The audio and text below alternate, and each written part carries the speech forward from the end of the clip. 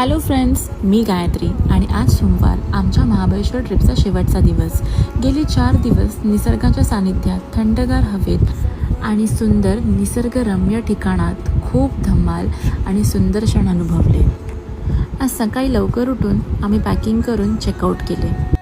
वाटेत पारसी पॉईंट इथे थांबलो.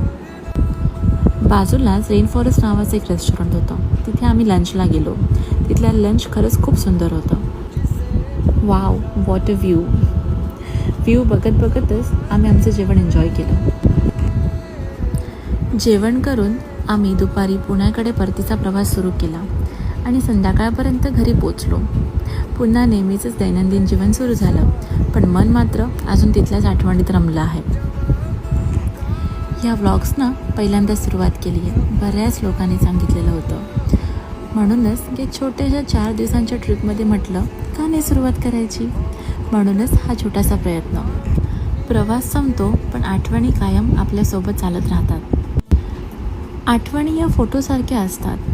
त्या काळानुसार जुना रंग धरतात, पण त्यातला आनंद मात्र कायम ताजा राहतो.